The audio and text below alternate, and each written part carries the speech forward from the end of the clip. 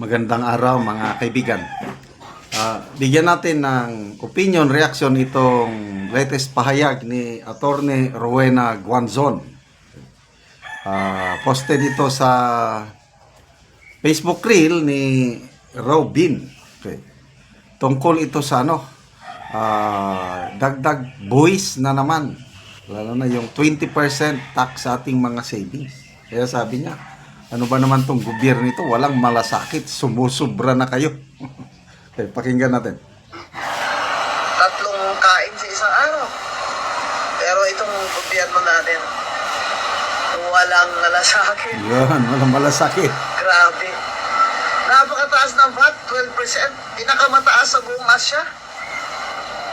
At ngayon naman ay gusto nilang i-tax ang ating long term or yung mahabang savings. Kunyari, yung savings mo ng 1 year, ganyan. Baka time deposit, kasama pa dyan. Gusto naman ngayon i-tax ng gobyerno ng 20%. Ano ba itong si BBM? Sa dami ng pinangako sa atin, pwede nang palampasin nga yung 20 pesos na bigas eh. Pero sumusobra na po. Tax dito, tax doon. Tax na naman nyo. Naitawid yung Isa pa. tatlong kain sa isang araw. Pero itong gobyerno natin, walang malasakit. Grabe. Napakataas ng VAT, 12%. Pinakamataas sa buong Asya. At ngayon naman ay gusto nilang i-tax ang ating long term or yung mahabang savings. Kunyari, yung savings mo ng 1 year, ganyan. Baka time deposit, kasama pa dyan. Gusto naman ngayon i-tax ng gobyerno ng 20%. Ano ba itong si BBM? Sa dami ng pinangako sa atin, pwede nang palampasin nga yung 20 pesos na bigas eh. Pero sumusobra na po. Tax dito, tax doon. Tax na naman yun. So, anong masasabi nyo? Agree ba kayo kay Attorney Rowena Guanzon? Walang malasakit ang administrasyong ito. Sumusobra na. Ako, wala akong problema sa pagbayad ng tax. Basta lang sana yung may nakikita ka na kung saan napupunta. Dalawa yan, tax at saka utang. Laki na ng utang natin. Mula nung umupo ang administrasyong ito, mag 16 billion na ata, 16 trillion ng ating utang.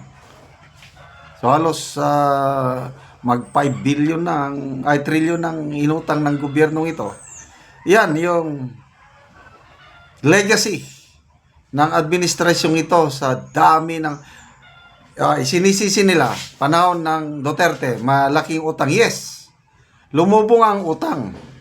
I think, estimate ko lang ito yung 6 trillion ang utang nung umupo ang administrasyong Duterte, naging 12 trillion pag-alis niya. So, nakautang siya ng 6 trillion. Anong dahilan? Nagka-pandemic tayo. More than 2 years nga pandemic at naitawid ng Pangulong Duterte ang bansa natin sa kahirapan, global crisis eh. So, may pandemic, doon ginamit yung utang, build. Klaro, ako mismo, experience ko, pamilya namin, may farm kami sa bulubunduking parte ng Mindanao, sira-sira ang kalsada, halos hindi kami makapunta. Kawawa ang sakyanan. Pag-upo ng Duterte dahil sa kanyang build, yun na, nangutang. Ngayon, napapakinabangan namin ang ganda ng kalsada papunta sa aming farm sa bundok. Ngayon, ano yung build better more nila? Halos wala akong makitang major infrastructure project na ginagawa nito, yung utang. So, utang ng utang. Tapos ito, tax ng tax. Saan napupunta? Yung inuutang, yung taxes, yun. Ayuda, pwede. Tapos, ano pa? Wala na. Hmm. Corruption, grabe ang yung kaninong survey. Pulse Asia ba yun, o yung SWS? Hindi ko naman, ang major concern ng respondents, mga tao is very dissatisfied sila sa fighting graft and corruption ang administrasyong ito.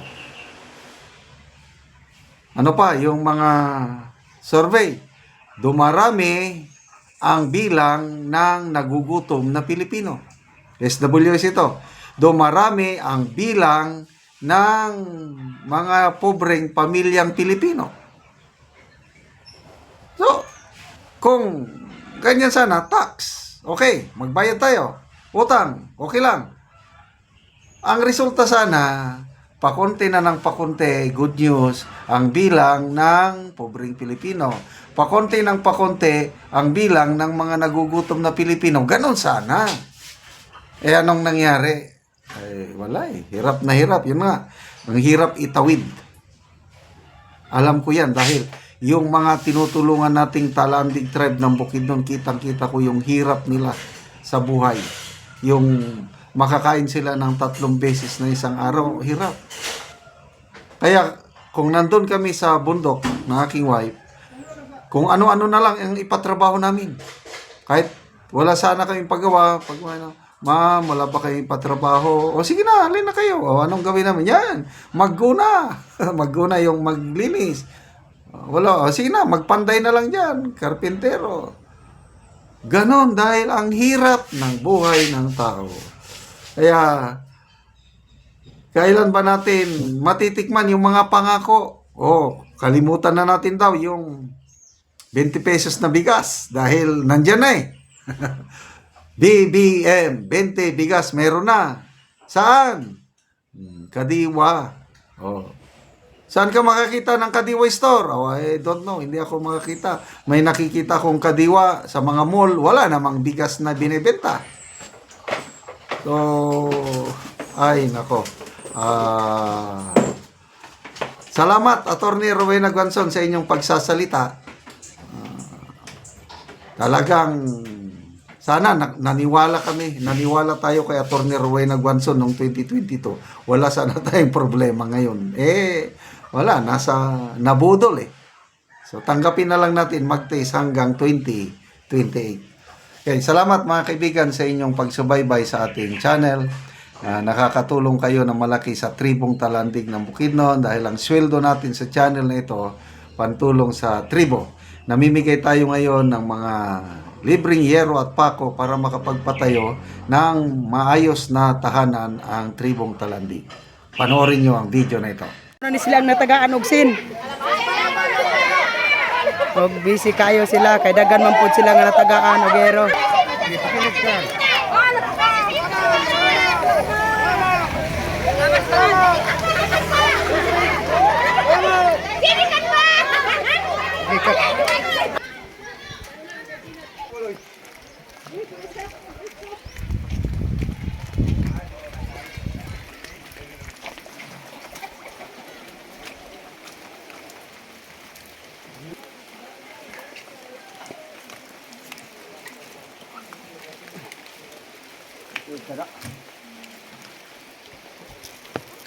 Sir, salamat sa Ginoo nga naghatag niining hinabang sin.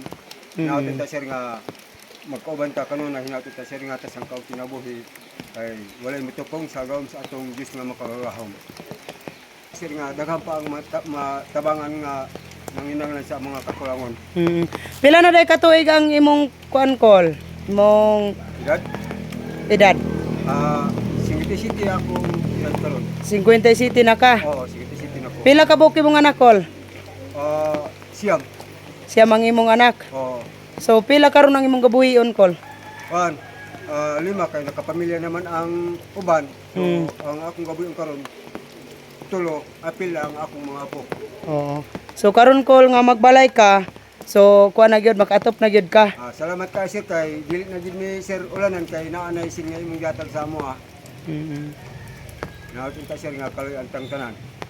So salamat. Kasad ka magpaingon sir kanunay magawan ang Ginoo sa imo ha. Salamat kayo, Col. Salamat kayo po.